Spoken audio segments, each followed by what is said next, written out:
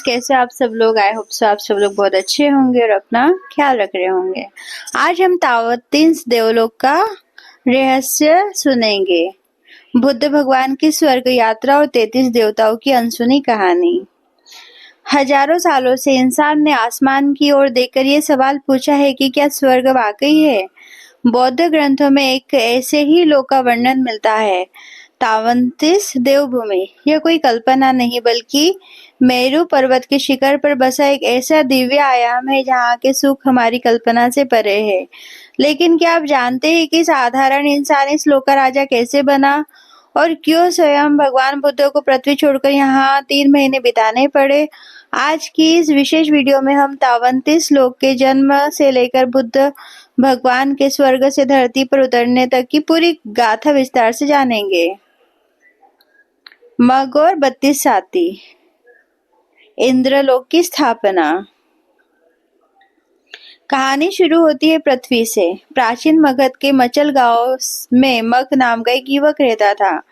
मग एक असाधारण व्यक्ति था जो मानता था कि सेवा ही सबसे बड़ा धर्म है। उसने बिना किसी स्वार्थ के रास्तों की सफाई की, पत्थर हटाए और लोगों के लिए विश्राम गृह बनाए। धीरे धीरे उसके साथ 32 और साथी जुड़ गए। इन 33 लोगों ने मिलकर गांव में कुएं खुदवाए, बगीचे लगवाए और समाज की सेवा की। गांव के मुखिया ने जलन के कारण राजा से उनकी झूठी शिकायत की और राजा ने उन्हें हाथियों से कुचलवाकर मारने का आदेश दिया। मग ने अपने साथियों से कहा, क्रोध मत करो, केवल करुणा और मैत्री भाव रखो। चमत्कार हुआ। हाथी उनके पास आकर शांत हो गया। राजा को अपनी भूल का एहसास हुआ और उसने उन्हें सम्मानित किया। अपनी मृत्यु के बाद ये 33 लोग अपने महान पुण्यों के कारण मेरू पर्वत के शिखर पर तावतीस 33 का लोक पैदा हुए। मग वहां के राजा शक का इंद्र बने। तावतीस लोक का भूगोल। Geography of haven. सुधमा सभा, यहाँ देवताओं की न्याय सभा होती है। यह सोने और रत्नों से निर्मित है। पारिजात वृक्ष, यह स्वर्ग का सबसे सुंदर वृक्ष है। जब यह खिलता है तो इसकी खुशबू पूरे देवलोक में फैल जाती है और देवता इसके नीचे नृत्य और संगीत का आनंद लेते हैं। 4 उद्यान, नंदनवन, चित्रलता, मिसक और फुरुसक, ये 4 दिव्य बगीचे हैं जहाँ देवता विहार करते हैं।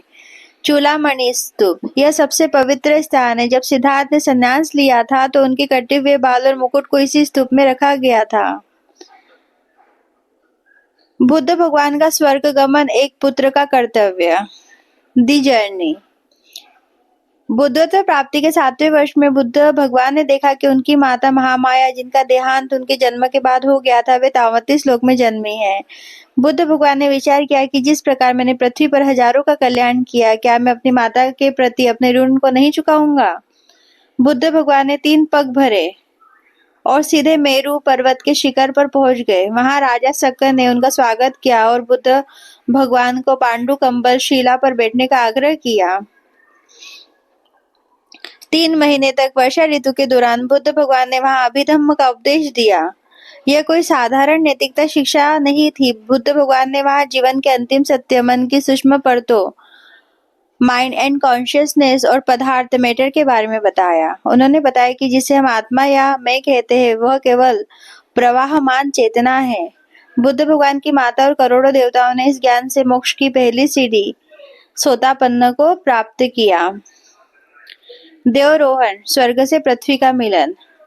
आकाश से उतरती 3 सीढ़ियां, सोना, चांदी, रत्न। जब उपदेश समाप्त हुआ तो बुद्ध भगवान ने पृथ्वी पर लौटने की इच्छा की। वह दिन था अश्विन पूर्णिमा का। विश्वकर्मा ने 3 दिव्य सीढ़ियां बनाई। यह एक अलौकिक दृश्य था।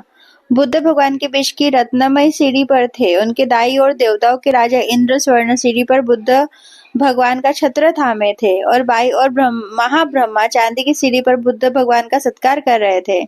जब बुद्ध भगवान नीचे उतरे तो उन्होंने अपनी शक्ति से लोक विवरण किया। उस पल स्वर्ग, नरक और पृथ्वी, तीनों लोकों के प्राणी एक दूसरे को देख पा रहे थे। बुद्ध भगवान संकास्य आधुनिक संकिसा नगर में उतरे। संकास्य का आज का महत्व।